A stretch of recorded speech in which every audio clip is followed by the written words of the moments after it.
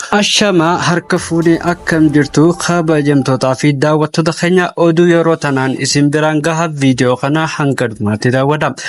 Du'a Qananii irratti poolisiin bu'aa qorannoo reeffaa mana murtiif dhiyeesse bitootessa 26 bara 2015.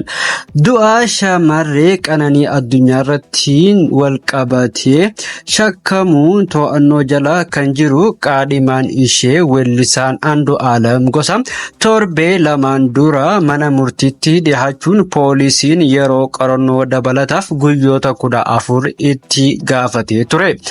Manni murtiis yeroo qorannoo poolisii gaafate kana keessa guyyaa 13 hayyamuun ture. Beellamni har'a bitootessa 26 bara 2015tti kan qabate.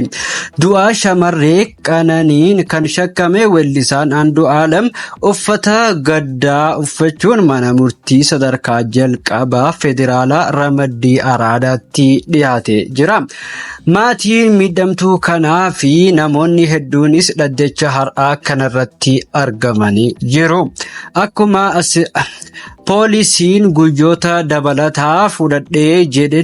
poolisiin guyyoota dabalataa fudhadhee jedheen bu'aa qorannoo reeffaa shamarree Qananii bakka balaan itti gahee fi ragaalee dabalataa walitti qabu mana murtichaarratti hime.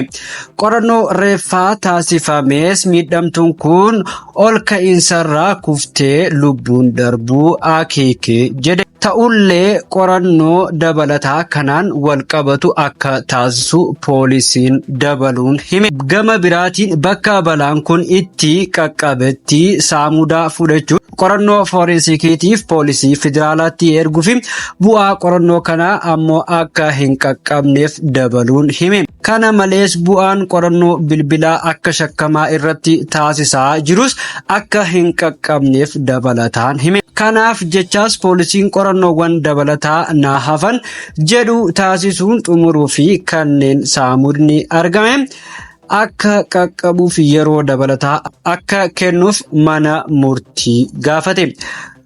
Akkam jirtu kabajamtootaa fi daawwattoota keenya.